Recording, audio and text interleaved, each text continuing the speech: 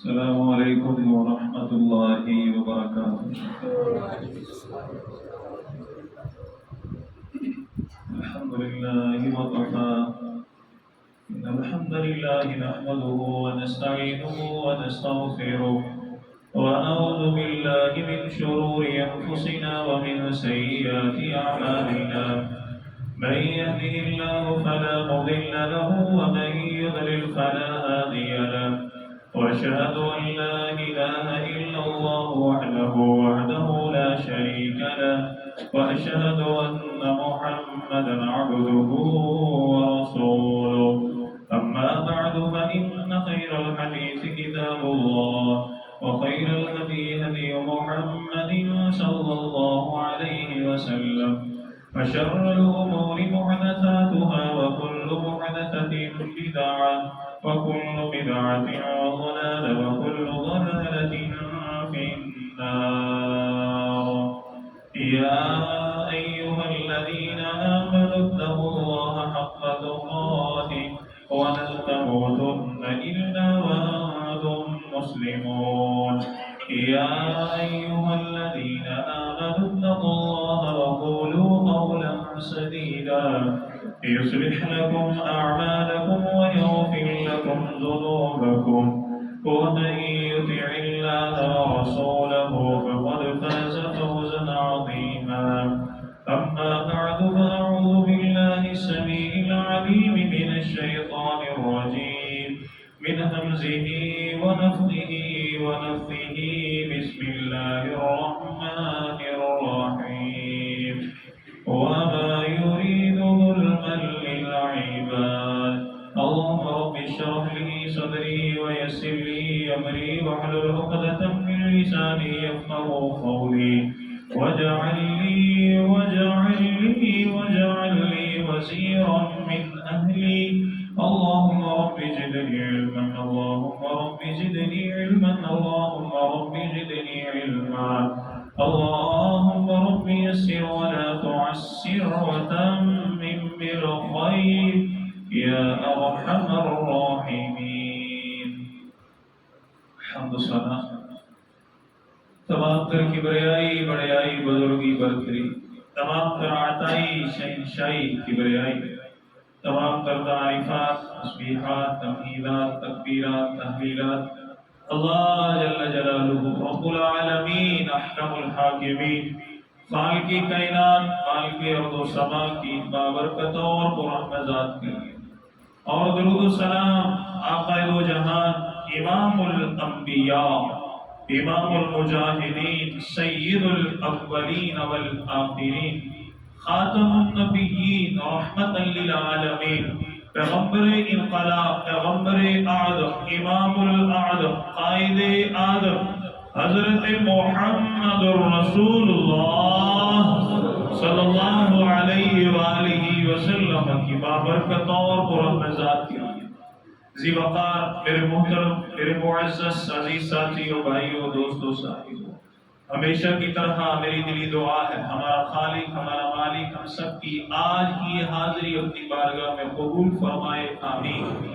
اللہ تعالیٰ قبول فرما کر ہماری نجات ہمارے والدین اساتذہ اکرام محسنین اللہ تعالیٰ تمام اہل و عیال تمام انسانیت کی ہدایت اور ہدایت کے بعد نجات کا ذریعہ بنائے سبب بنائے آمین۔ اللہ تعالیٰ ہم سب کا خاتمہ بالایمان اور خاتمہ بالخیر فرمائے آمین۔ اللہ سبحانہ و تعالی ہم سب کو دنیا اور آخرت کی تمام پریشانیوں سے محفوظ فرمائے۔ اللہ تعالیٰ ہم سب کو اپنے فضل سے مالا مال فرمائے غنا عطا فرمائے آمین آمین آمین۔ آپ سب کے علم میں ہے کہ جہیز کے معاملے میں ہمارے خطبات جو ہیں الحمدللہ اللہ تعالیٰ کی توفیق سے یہ سلسلہ چل رہا ہے۔ پچھلے خطبہ میں ہم نے سنا تھا کہ جہیز کے معاشی نقصانات کیا ہیں۔ آج اس سلسلے کا ہمارا چوتھا خطبہ ہے کہ جہیز کے معاشرتی نقصانات کیا ہیں۔ اس کے بعد ہمارا پانچواں آخری خطبہ ہوگا کہ جب جہیز قرآن سے ثابت نہیں حدیث سے ثابت نہیں، صحابہ کے آثار سے، تابعین، تبع تابعین سے، محدثین، فقہاء، اولیاء سے ثابت نہیں، تو پھر یہ کہاں سے آیا؟ اور دوسری بات کہ یہ جو جہیز ہے کیا بطور تحفہ اپنی بیٹی کو دینا جائز ہے؟ یہ آئندہ خطبے میں ہم سنیں گے۔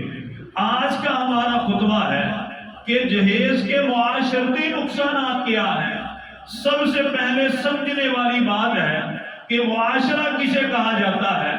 چند افراد کا مجموعہ، چند افراد جو ایک بستی میں، ایک گاؤں میں، ایک شہر میں زندگی گزارے، انہیں معاشرہ کہا جاتا ہے، جسے سوسائٹی کہا جاتا ہے۔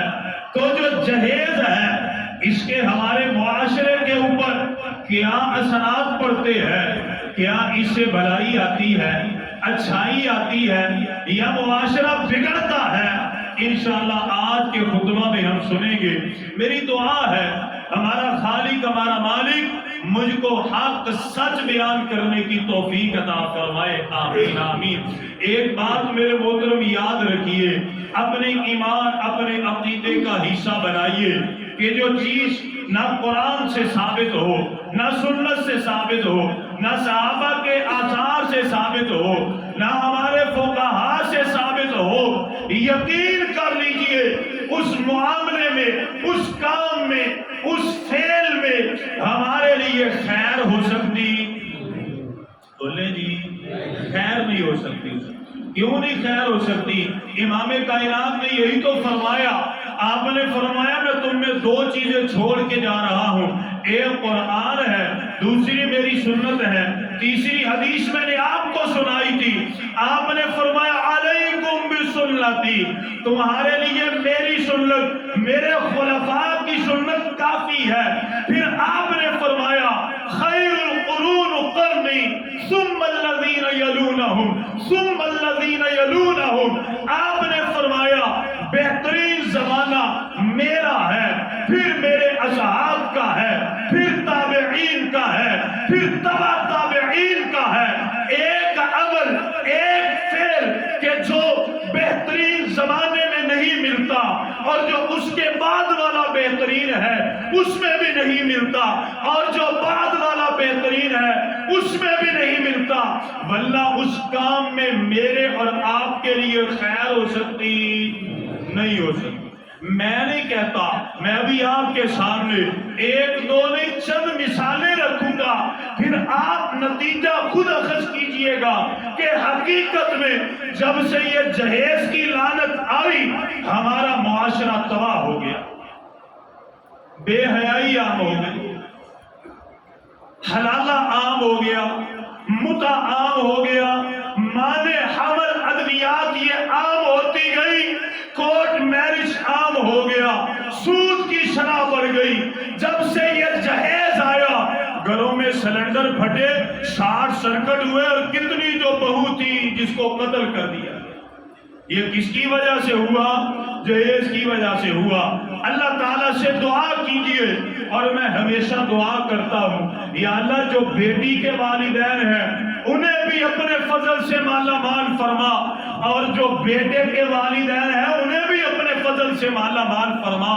یا اللہ بیٹی کے والدین کو اس لیے تاکہ جہاں پر شادی کرنی ہے اگر وہ جہیز کا مطالبہ کریں یہ دل کھول کے اپنی بیٹی کو جہیز دے، اور یا اللہ بیٹے والوں کو بھی یا اللہ اپنا فضل عطا فرما کہ یہ بیٹی والوں سے کہیں ہمیں جہیز نہیں چاہیے، بیٹے کو اللہ نے مال دیا، ہم خود ہی اس کا سامان تیار کریں گے انشاءاللہ۔ کہہ دیجئے آمین آمین۔ توجہ فرمائے، جہیز جب قرآن سے ثابت نہیں، حدیث سے ثابت نہیں، صحابہ سے ثابت نہیں، تفسیر سے ہم نے سنا تھا، تو میرے محترم بھائیوں یہ غریب والدین پر کیا ہے؟ ظلم ہے۔ غریب والدین پر ظلم ہے۔ ظلم ہے کہ نہیں ہے؟ ظلم ہی ہے نا۔ جس کے گھر بیٹی پیدا ہو جائے وہ سر پکڑ کے بیٹھ جاتا ہے۔ مڈل کلاس کی بات کرتا ہوں، جن کو اللہ نے مال دیا ان کا علیحدہ مسئلہ ہے، لیکن جو غریب ہے جب اس کے گھر میں بیٹی پیدا ہو جاتی ہے وہ سر پکڑ کے بیٹھ جاتا ہے، میں کہاں سے 12-13 لاکھ جمع کروں گا؟ اوئے ہوئے ہوئے، اللہ محفوظ فرمائے۔ اور جس کے گھر میں 1 2 3 بیٹیاں پیدا ہو جائیں وہ اسی در پر ہوتا ہے کہیں میں اسے قتل کر دوں. آپ کہیں گے حضرت جی ویسے بات کی ہے، میری آنکھوں کا واقعہ، میں نام نہیں لیتا، میں ایک گاؤں میں پڑھاتا تھا، میرا تعلیمی دور تھا. میں نے کیا سنا، آج میں جامعہ سے آیا مجھے پتا چلا ایک عورت ہے اس نے اپنی 3 بیٹیوں کو لیا، ایک دودھ پیتی بیٹی ہے اسے لیا اور ہمارے گاؤں کے پاس نہر تھی اس میں جا کے چھلانگ لگا دی. اور میں نے پوچھا معاملہ کیا ہے؟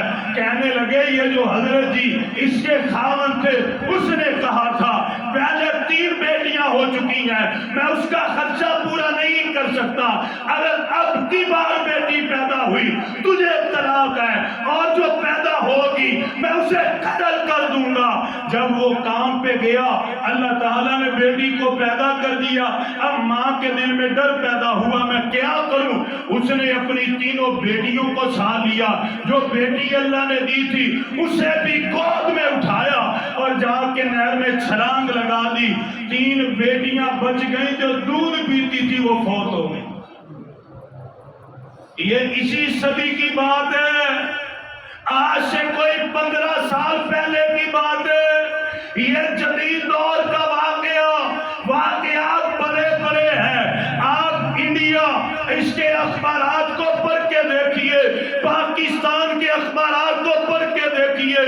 انڈیا کی خبر میں نے خود پڑھی ہے، 1 گٹر بند ہو گیا، 2 گٹر بند ہو گئے، وہ واسا والے آئے ہم کھولے، جب کھولا گیا اللہ کی قسم اس گٹر میں سے 1 2 نہیں پوری 200 بچی کی لاش ملی.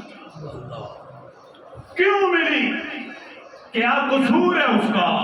ایک ہی قصور ہے، غریب کے گھر میں پیدا ہو گئی، ماں باپ ڈر گئے کہ جہیز کیسے دیں. ماں باپ سر پکڑ کے بیٹھ گئے، کیسے جہیز دیں گے؟ لینے والوں کو کوئی پتہ نہیں چلتا، ان کو تو چاہیے. اور لطیفہ بنا ہوا ہے، میرا ایک دوست ہے ابھی بھی ہے، اس کی شادی کا موقع میں اسے ملنے کے لیے گیا. یہ تو حالات ہیں مسلمانوں کے. میں اس سے ملنے کے لیے گیا، میں وہ بات نہیں کرتا جو میں نے کسی سے سنی، میں وہ کرتا ہوں جو میں نے خود دیکھی ہے. میں ملنے کے لیے گیا، میں نے کہا ماشاءاللہ تیری شادی ہے، دل میں خیال آیا چل تیرے ساتھ 2 4 دین کی باتیں کر لے، رہنمائی ہو جائے.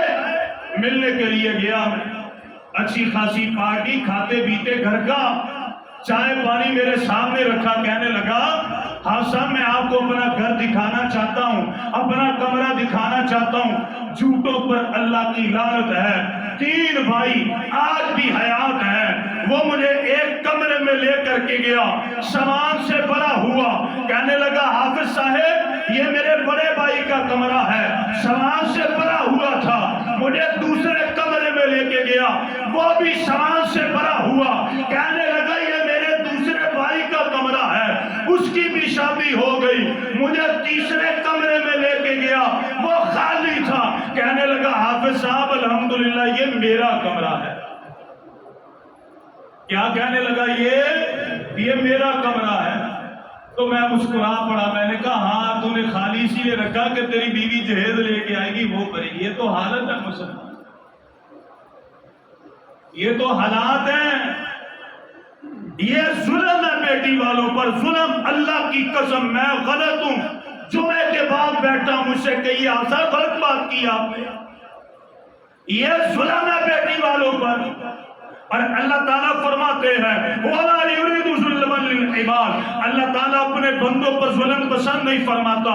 یہ سورہ غافر ہے، آیت نمبر 31 ہے. آیت صحیح مسلم میں حدیث کرنے والے، حدیث کی بات کرنے والے، اللہ کی قسم جب بیٹے کی شادی آتی ہے حدیث اس کی طرف کوئی غور نہیں کرتا، کوئی غور نہیں کرتا. ہم کہتے ہیں بارات نارمل کر لو، مہمان کم بلا لو، ولیمہ ہلکا پھلکا کر لو، اور جتنا خرچہ میل پر کرنا ہے، جتنا خرچہ پھپھیوں کو ماموں کو بلانے پر کرنا ہے، اور جتنا خرچہ برات پر گاڑیوں پر کرنا ہے، جتنا خرچہ ولیمے پر کرنا ہے، کم کر کر لو، ان پیسوں کا سامان تیار کر کے نئی نئی دلہن کو اللہ کی رحمت کو اپنے گھر میں لے کر کے، لیکن نہیں تو کوئی مسئلہ نہیں۔ میں اپنی بات بتاتا ہوں، ہمیں لوگ اکثر شادی پر نہیں بلاتے، مجھے نہیں بلاتے، علماء کو نہیں بلاتے۔ کیوں نہیں بلاتے؟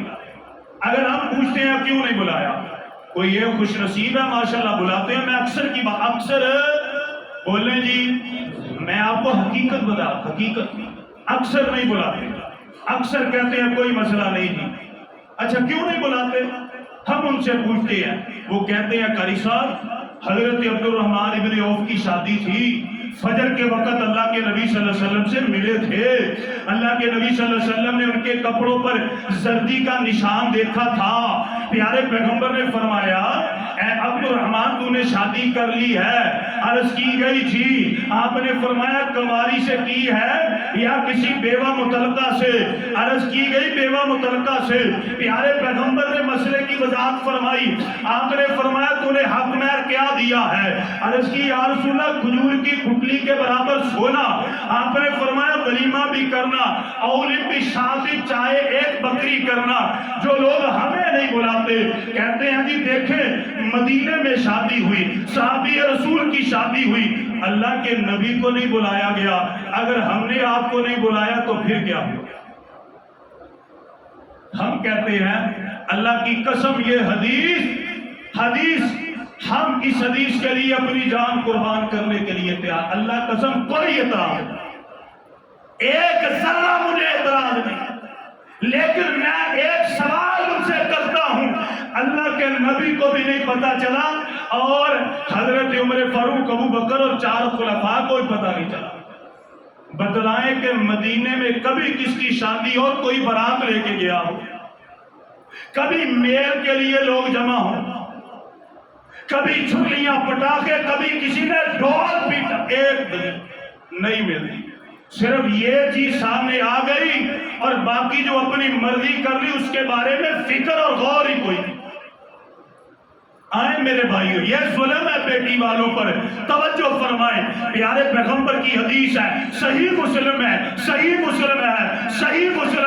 حدیث 65-72 ہے، پیارے پیغمبر علیہ السلام نے فرمایا، یہ حدیث قدسی ہے، اللہ تعالیٰ فرماتے ہیں یا عبادی انی حرمت الظلم علی نفسی، اے میرے بندو میں رب العالمین نے اپنی جان پر ظلم کو حرام کر دیا ہے، میں اللہ کسی پر ظلم نہیں کرتا، وجعلتہ بینکم محرما فلا تظالموا، اور اللہ تعالیٰ نے تم پر بھی ظلم کو حرام کر دیا ہے، آپس میں کسی پر ظلم نہ کیا کرو، اور جو لوگ جہیز لیتے ہیں وہ بیٹی والوں پر ظلم کرنے والے ہیں۔ آئے توجہ فرمائیں، اور غریب جو ہیں، جو والدین ہیں، وہ معاشرے میں اپنی ناک بچانے کے لیے اپنی بیٹی کو گھر میں کہیں بوڑھی نہ ہو جائے، اپنی بیٹی کو بوڑھا ہونے سے بچانے کے لیے کہیں سود لیتے ہیں، کہیں اپنا مکان گروی رکھتے ہیں، کہیں کوئی اپنے گردے بیچتا ہے، کہیں کوئی اپنی آنکھ بیچ دیتا ہے، کہیں کوئی اپنا خون سیل کر دیتا ہے، اپنی زمین اپنی جائیداد کو بیچ دیتا ہے۔ کیوں بیچتا ہے؟ کہ میری جو بیٹی ہے سلامتی سے اپنے گھر میں چلی جائے، قسطوں پر چیزیں لیتا ہے، اللہ تعالیٰ کے ساتھ اعلان جنگ والا عمل بھی کرتا ہے۔ کیوں کرتا ہے؟ تاکہ میری بیٹی اچھے طریقے سے اپنے گھر میں چلی جائے۔ اور ہاں آپ جا کر کے دیکھیں، یہ بینک آپ کے پاس ہے، کتنے لوگ ہیں کہ جو اپنی بیٹی کے ہاتھ پیلے کرنے کے لیے بینکوں سے لون لیتے ہیں، سود لیتے ہیں۔ قرآن کہتا ہے، سورہ البقرہ ہے، آیت نمبر 289 ہے، یا ایھا الذین آمنوا اتقوا اللہ وذروا ما بقی من الربا ان کنتم مؤمنین فإن لم تفعلوا فاذنوا بحرب من اللہ ورسولہ۔ اللہ فرماتے ہیں ایمان والو جو پیچھے ہو گیا، اب یہ سودی کام چھوڑ دو، اگر باز نہیں آؤ گے اللہ اس کا رسول تمہارے خلاف اعلان جنگ کرتا ہے۔ اور یہ اعلان جنگ والا کام آج بیٹی کے والدین مجبوری میں کر رہے ہیں۔ یہ معاشرہ بگڑا، معاشرے میں چوری چکاری آئی، ڈاکے آئے، ناکے لگے، چوروں کو پکڑا گیا، تھانے میں لے کر کے آئے، کیوں چوری کرتے ہو، کیوں ڈاکہ مارتے ہو، کیوں راستے کو بند کرتے ہو؟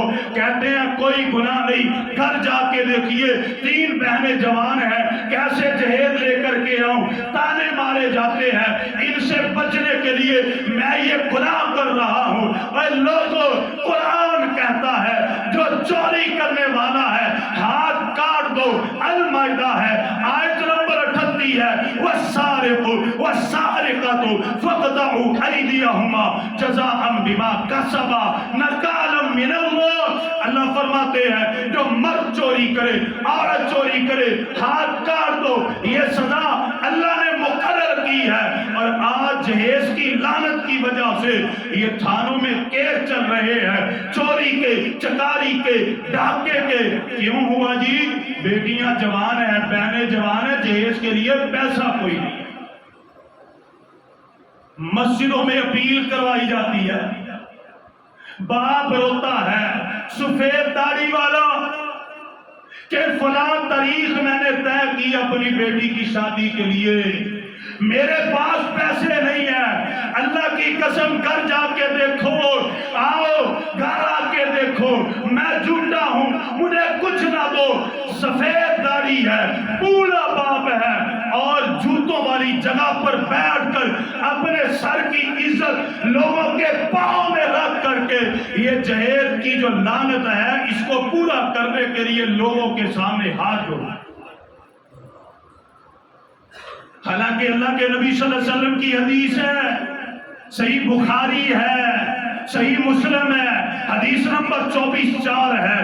پیارے پیغمبر علیہ السلام سے حضرت قبیصہ بن مخازق الہلالی رضی اللہ عنہ بیان فرماتے ہیں، کائنات کے امام نے فرمایا 3 بندے سوال کر سکتے ہیں، ان کے لیے سوال کرنا جائز ہے۔ اگر یہ سوال کریں گے کوئی گناہ نہیں، کوئی عیب نہیں، کوئی پکڑ نہیں۔ اور اس کے علاوہ اگر کوئی سوال کرے گا، بلا وجہ کا سوال کرے گا، ناجائز کام کے لیے سوال کرے گا، حتی یلق اللہ ولیس فی وجہہ مزعۃ اللحم، جب قیامت کا دن آئے گا، اللہ کے دربار میں آئے گا، اس کے چہرے پر کوئی گوشت نہیں ہوگا، ذلیل رسوا کیا جائے گا۔ آپ نے فرمایا صرف 3 مسئلے ہیں، ان میں سوال کرو تو جائز ہے۔ پہلا مسئلہ، اگر کسی کو چٹی پڑ جائے، کوئی بندہ مقروض ہے، ہم میں سے کسی کو گواہ بنایا، ہم نے گواہی دی، وہ بھاگ گیا، اب ہمارے پاس پیسے نہیں ہیں، سوال کرنا جائز ہے۔ کاروبار میں حادثہ آ گیا، آفت آ گئی، پیسے نہیں ہیں، سوال کر سکتے ہیں۔ اور اسی طریقے کے ساتھ اگر ایک بندے پر فاقہ آ گیا، 3 عقل مند بندے گواہی دے دیں، یہ مجبور ہے، پریشان ہے، سوال کرے، کوئی مسئلہ نہیں۔ آپ نے فرمایا ان 3 کاموں کے علاوہ لوگوں کے سامنے ہاتھ پھیلانا جائز ہے۔ لیکن آج جہیز کے لیے پھیلایا جاتا ہے کہ نہیں پھیلایا جاتا؟ آتے ہیں لوگ، حاجی صاحب اللہ دا واسطہ وا گھر آن کے دیکھ لو، میں بڑھا بندہ ہاں، بچے میرے چھوٹے نے، دھیاں میری جوان نے، جہیز لئی پیسے نہیں آگے، برات نو کھانا کھوانا پیسے نہیں ہے میرے پاس، بھائی صاحب اللہ کا واسطہ ہے کچھ کر دے، ایک دیکھ کے پیسے دے دے، کپڑے کے سوٹ کے پیسے دے دے۔ یہ ظلم آج والدین پر کیا جا رہا ہے، اللہ اکبر کبیرہ۔ اور جب سے جہیز کی لعنت آئی، بے حیائی عام ہو گئی۔ ایک حدیث میں سناتا ہوں آپ کو، پیارے پیغمبر علیہ السلام کی حدیث ہے، صحیح بخاری ہے، حدیث نمبر 50-67 ہے۔ پیارے پیغمبر علیہ السلام نے اس ایک حدیث میں نکاح کی شرائط اور نکاح کے فوائد بیان فرمائے۔ آپ نے فرمایا، پیارے پیغمبر سے حضرت عبداللہ ابن مسعود روایت کرنے والے ہیں، اللہ کے نبی نے فرمایا یا معاشر الشباب من استطاع الباءۃ، آپ نے فرمایا اے نوجوانوں، تم میں سے جس میں نکاح کی طاقت ہے فلیتزوج، وہ کیا کرے؟ نکاح کرے۔ نکاح کے لیے شرط کیا ہے؟ بالغ ہونا، بالغ ہونا کیا ہے؟ یہ بولو، بالغ ہونا کیا ہے؟ شرط، بالغ ہونا۔ دوسری شرط کیا ہے؟ ولی کا راضی ہونا ضروری ہے، خا لڑکی ہے خا لڑکا ہے. یہ ایسے باتیں بنائی ہوئی ہیں کہ لڑکا اپنی مرضی سے شادی کر لے. ایسے مرضی سے شادی نہیں. لڑکی اور لڑکے کے لیے ولی کا ہونا ضروری ہے. ماں باپ کو راضی کرے گا پھر ہی نکاح سنت کے مطابق ہوگا. پہلی شرط کیا ہے؟ بالغ ہونا. دوسری شرط کیا ہے؟ ولی کا موجود ہونا. بس حق مہر بھی فرض ہے لیکن اتنا فرض نہیں جتنا کر لیا گیا. ولیمہ بھی فرض ہے لیکن اتنا فرض نہیں جتنا کر لیا گیا. ان دو کاموں کے علاوہ یہ دو کام لازمی ہیں. ولی ہو، بچہ بالغ ہو، یہ فرض ہے. اگر دو کام بعد والے آ گئے پہلے نہیں ہوئے تو نکاح نہیں. کتنی شرطیں ہوئی لازمی جی؟ 2 شرطیں لازمی ہیں، فرض ہے. باقی میں پھر بھی کوئی رخصت ہے. پیارے پیغمبر علیہ السلام نے فرمایا اے نوجوانوں، تم میں سے جس میں نکاح کی استطاعت ہے، طاقت ہے، وہ شادی کرے. پھر آپ نے اس کے فوائد بیان فرمائے. فَإِنَّهُ أَغَضُّ لِلْبَصَرِ، آپ نے فرمایا جو نکاح ہے یہ نظروں کو جھکاتا ہے. وَأَحْسَنُ لِلْفَرْجِ، اور ایک مسلمان کو پاک دامنی عطا کرتا ہے. نکاح کے کتنے فوائد بیان فرمائے؟ نکاح کرنے سے نظر میں حیا پیدا ہوگا. وَأَحْسَنُ لِلْفَرْجِ، اور پاک دامنی بندہ حیا کی زندگی گزارتا ہے. پھر اللہ کے نبی صلی اللہ علیہ وسلم نے فرمایا وَلَّن يَسْتَطِعْ عَلَيْهِ بِالصَّوْمِ فَإِنَّهُ لَا وِجَاءَ. آپ نے فرمایا اگر کسی میں اتنی طاقت نہیں ہے، ابھی وہ بالغ بھی نہیں ہے، چلو بالغ تو ہو گیا لیکن اب اس کے گھریلو کچھ معاملات ہیں، آپ نے فرمایا روزہ رکھ لے. روزہ جو ہے وہ اس کی جوانی پر کنٹرول کرے. حدیث کی سمجھ آئی؟ سمجھ آئی بھائی؟ سمجھ آئی؟ کلیئر ہو گیا؟ تصویر کا دوسرا رخ لیں. تصویر کا دوسرا رخ حدیث کے تھوڑا سا الٹ چلیں. اگر نوجوان یہ 2 شرطیں ہونے کے باوجود نکاح نہیں کرتے، پتہ یہ چلا کہ نظروں میں حیا پیدا ہو سکتا، بولے جی نہیں ہوگا. پھر پاک دامنی کی زندگی نہیں ہوگی. سب سے زیادہ بیڑا غرق تو اس نے کیا، سب سے زیادہ بیڑا غرق تو اس نے کر دیا. اس نے چھوڑا ہی نہیں کسی کو. بالغ ہونے سے پہلے ہی بچوں کو بالغ کر دیا. آج کیوں کورٹ میرج کی شرح بڑھ رہی ہے؟ آج کیوں ڈیورس کی شرح بڑھتی جا رہی ہے؟ آج کیوں بیٹیاں بیٹے گھروں سے بھاگ کر نکاح کر رہے ہیں؟ سب سے بڑی وجہ یہ ہے کہ لوگوں نے غیر ضروری پابندیاں نکاح پر لگائیں جن کی ضرورت کوئی نہ تھی. لوگوں نے جب ان پابندیوں کو دیکھا انہوں نے کہا حضرت جی اے راستہ آسان ہے کرو. ایک مزے کی بات بتاؤ، اس وقت مسلمان نوجوان اہل سنت والجماع یہ متع کثرت سے کر رہے ہیں. یہ کیا کر رہے ہیں؟ متع پتہ ہے کسے کہتے ہیں؟ جب جیب میں کسی بندے کے پاس 300-400-500 روپیہ ہو تو کسی عورت کے ساتھ ٹائم فکس کر کے بے حیائی کرنا، اسے کیا کہتے ہیں؟ متع. آج مسلمانوں کی اکثریت اہل سنہ والجماع کی اکثریت کثرت کے ساتھ متع کر رہی ہے. کیوں متع کر رہی ہے؟ کیونکہ مسلمانوں نے حلال نکاح کے لیے بڑی بڑی پابندیاں لگا دی. اللہ اکبر کبیرہ. اتنی پابندیاں کہ انسان حیران ہے. میں نے پچھلے خطبہ میں آپ کو بتایا اتنی پابندیاں کہ یوں محسوس ہوتا ہے نکاح حرام ہے اور جو زنا ہے وہ حلال ہے. اور معاشرہ بگڑا. قتل و غارت، اتنا قتل و غارت اس کی وجہ سے کہ عقل انسان حیران ہے. کوئی اپنی بیٹی کو قتل کر دیتا ہے، کوئی خودکشی کر لیتا ہے. میں ایک واقعہ آپ کے سامنے رکھتا ہوں. میں کتاب میں پڑھ رہا تھا، کتاب میرے پاس پڑھی ہے. مولانا حافظ مبشر حافظ اللہ تعالی یہ اپنا واقعہ خود لکھتے ہیں. کہتے ہیں ایک دفعہ میں ایک جیل میں گیا. جیل میں جا کر کے میں نے لوگوں کے ساتھ کوئی دعا سلام کی، حال احوال میں نے پوچھے. حال احوال پوچھنے کے بعد ایک مجھے بڑا شریف سا بندہ نظر آیا جو کسی کے ساتھ بات نہیں کرتا، مسکراتا نہیں ہے، اپنی اللہ اللہ کرتا ہے. میں نے بڑا اس سے بات کرنے کی کوشش کی، مجھ سے بات نہیں کر رہا، میں نے ہنسانے کی کوشش کی، وہ ہنستا نہیں ہے، میں نے بڑی کوشش کی یار چلو کوئی نہ کوئی دل کی، وہ مجھ سے بات کوئی نہیں کرتا۔ آخرکار میں نے ساتھ والے قیدیوں سے پوچھا معاملہ کیا ہے؟ کہنے لگے ہمیں بھی 12 13 سال ہو چکے ہیں، آج تک ہم نے اسے کسی سے بات کرتے ہوئے نہیں دیکھا کہ یہ کسی سے بات کرتا ہو، مسکراتا ہو، عید بھی آتی ہے، بڑے بڑے مواقع آتے ہیں، لیکن یہ کسی سے بات نہیں کرتا۔ حافظ مبشر فرماتے ہیں میں نے کہا چلو یار اس سے میں بات کرتا ہوں۔ فرماتے ہیں قرآن سنایا، نبی کی حدیث سنائی، یہاں تک کہ بندے کا چہرہ تھوڑا سا بدلا۔ میں نے اس سے پوچھا حضرت جی بات کیوں نہیں کرتے، ہنستے کیوں نہیں ہو، وجہ کیا ہے؟ یہ بزرگ بولا، کہنے لگا میں کیسے ہنسوں، میں کیسے کسی سے بات کروں، میں 2 بیٹیوں کا قاتل ہوں۔ کتنی بیٹیوں کا قاتل؟ 2 بیٹیوں کا قاتل۔ آپ فرماتے میں نے پوچھا تو قاتل کس طرح تم نے قتل کیا؟ کہنے لگے کیا بتلاؤں، میں 4 گاؤں کا چودھری تھا اور حلال طریقے سے روزگار کماتا تھا، گاؤں کی چودراہٹ میرے پاس تھی اور میری 2 بیٹیاں تھیں، میری گھر والی فوت ہو گئی، دنیا کا مال کم تھا، میں نے اپنی بیٹیوں کو پڑھایا، قرآن حفظ کروایا، میں نے حدیث پڑھائی، میں نے ان کی سیرت اور کردار پر بڑا باریک بینی سے غور کیا، یہاں تک کہ میری بیٹیاں جوان ہو گئی۔ میرے پاس بیٹیوں کی دولت تھی، ایمان کی دولت تھی، لیکن جہیز نہیں تھا۔ لوگ آتے ہیں رشتہ دیکھنے کے لیے، گاؤں کا چودھری ہے، لیکن جب میرے گھر میں آتے ہیں جہیز کی بات چھڑتی ہے، میری خوبصورت بیٹیوں کو، خوبصورت بیٹیوں کو چھوڑ کر کے چلے جاتے ہیں۔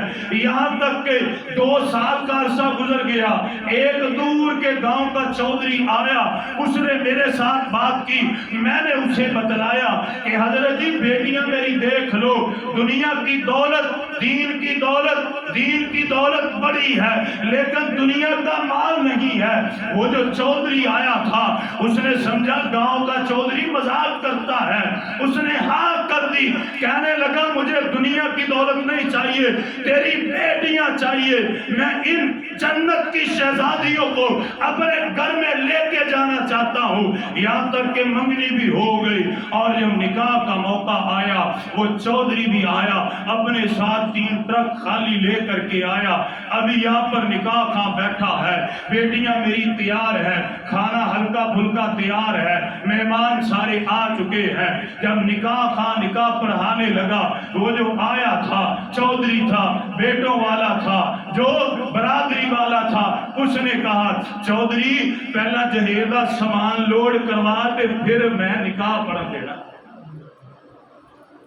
اب اس نے کہا چودھری میں نے پہلے تجھے بتایا تھا کہ میرے پاس دنیا کا مال نہیں ہے، میرے پاس جہیز کے لیے کچھ نہیں ہے۔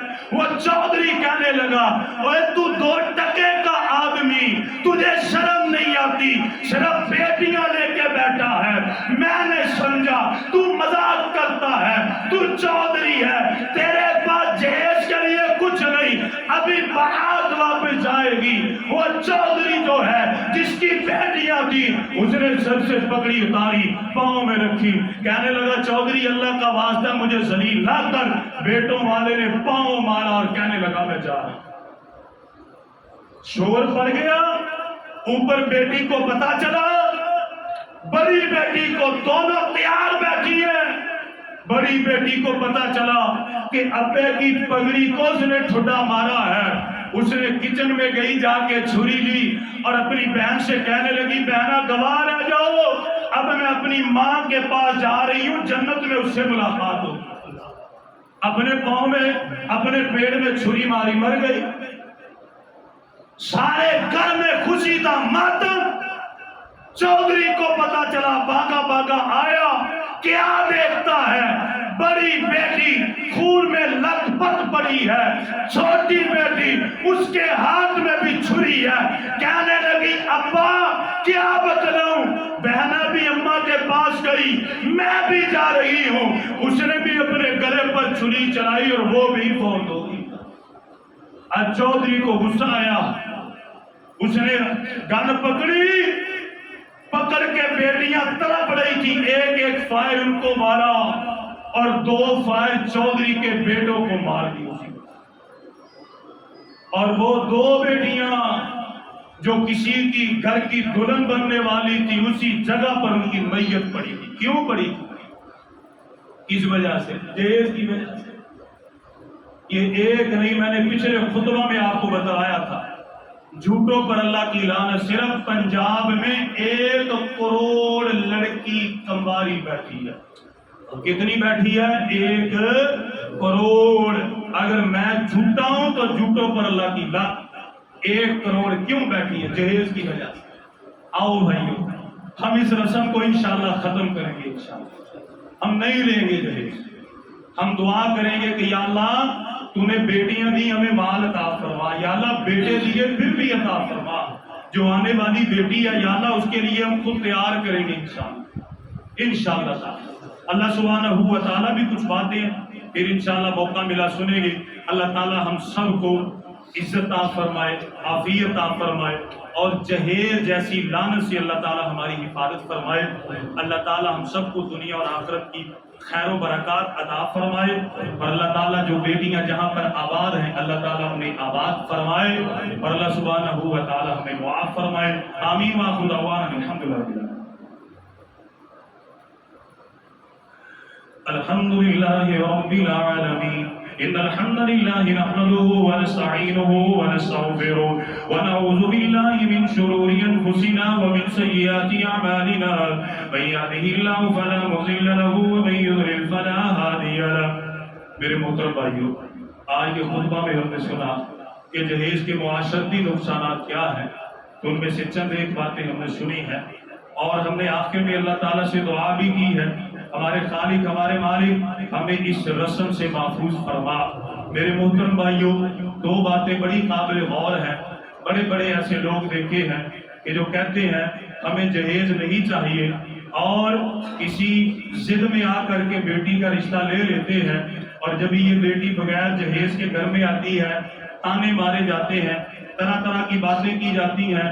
ایک میں چیلنج کرتا ہوں، اس چیلنج کا جواب مجھے آج تک نہیں ملا اور قیامت تک نہیں ملے گا۔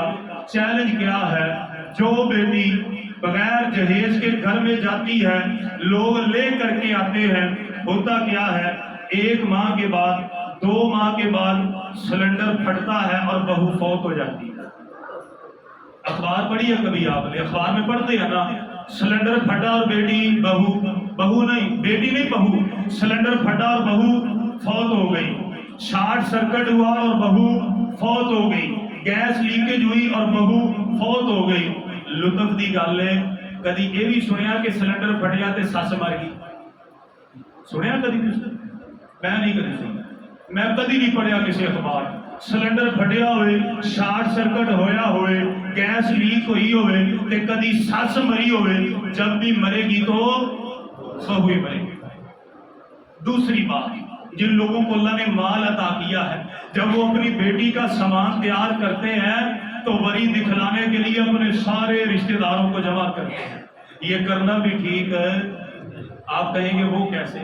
ان میں کوئی غریب بھی ہوگی، کوئی مسکین بھی ہوگی جو جہیز نہ ہونے کی وجہ سے اپنے گھر میں بن بیاہی بیٹھی ہوئی ہے، جہیز نہ ہونے کی وجہ سے بڑھاپا اس کے سر پہ آ رہا ہے۔ جب وہ جہیز دیکھے گی، وری کے کپڑے، وری کے جوتے، جب وہ دیکھے گی زیور، تو دل میں احساس کمتری پیدا ہوگی۔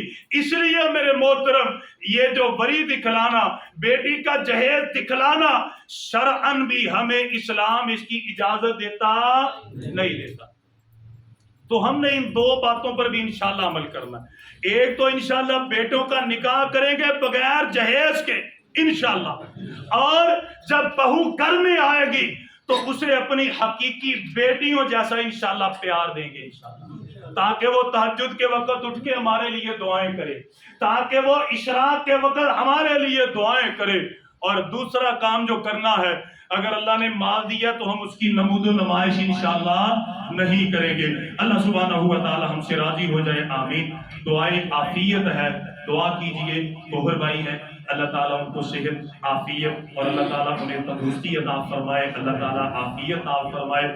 اسی طرح اعزاز بھائی ان کے والد گرامی کافی علیل ہیں، دعا کریں اللہ تعالی ہمارے بھائی کے والد گرامی کو صحت عطا فرمائے، تندرستی عطا فرمائے، عزت عطا فرمائے۔ اسی طرح ہمارے ایک اور ساتھی ہیں، ان کے ایک دوست ہیں، ان کی بیٹی کافی علیل ہے، بیمار ہے، دعا کریں اللہ تعالی ہماری بیٹی کو صحت عطا فرمائے، تندرستی عطا فرمائے، عافیت عطا فرمائے۔ احمد بھائی دعا کریں اللہ تعالیٰ ان کی والدہ کو صحت، عافیت اور تندرستی عطا فرمائے۔ حکیم صاحب کی بیٹی کے لیے دعا کریں اللہ تعالیٰ بیٹی کو صحت عطا فرمائے۔ شاہد بھائی اللہ ان کی بیٹی کو صحت اور عافیت عطا فرمائے۔ عادل بھائی ہیں اللہ تعالیٰ ان کے بیٹے کو صحت اور عافیت عطا فرمائے۔ اسی طرح ہمارے ایک اور ساتھی ہیں، ان کے لیے، ان کے گھر والوں کے لیے دعا کریں اللہ تعالیٰ تمام کو صحت، عافیت اور تندرستی عطا فرمائے۔ اسی طرح ماشاءاللہ رمضان بھائی بیٹھے ہیں، اللہ تعالیٰ نے ان کو پوتی جیسی عظیم نعمت عطا فرمائی ہے، دعا کریں اللہ تعالیٰ ہماری اس بیٹی کو نیک بنائے، اللہ تعالیٰ والدین کے لیے اور پورے اہل کے لیے آنکھوں کی ٹھنڈک بنائے، دل کا چین بنائے، دل کا قرار بنائے۔ اس بیٹی کی ولادت کی وجہ سے اللہ تعالیٰ اہل کو اللہ اپنے فضل سے مالا مال فرمائے، رزق میں اضافہ فرمائے، ایمان اور تقوی میں اضافہ فرمائے، آمین ثم آمین۔ اللہم صلی علی محمد وعلی آل محمد کما صلیت علی ابراہیم وعلی آل ابراہیم انک حمید مجید۔ اللہم بارک علی محمد وعلی آل محمد کما بارکت علی ابراہیم وعلی آل ابراہیم انک حمید مجید۔ اللہم ربنا آتنا فی الدنیا حسنہ وفی الآخرۃ حسنہ وقنا عذاب النار۔ اللهم ربنا ظلمنا انفسنا وان لم تغفر لنا وترحمنا لنكونن من الخاسرين۔ اللهم رب ارحمهما كما ربيانا صغيرا، رب اجعلني مقيم الصلاة ومن ذريتي ربنا وتقبل دعاء، ربنا اغفر لي ولوالدي وللمؤمنين يوم يقوم الحساب۔ سبحان ربك رب العزة عما يصفون وسلام على المرسلين والحمد لله رب العالمين۔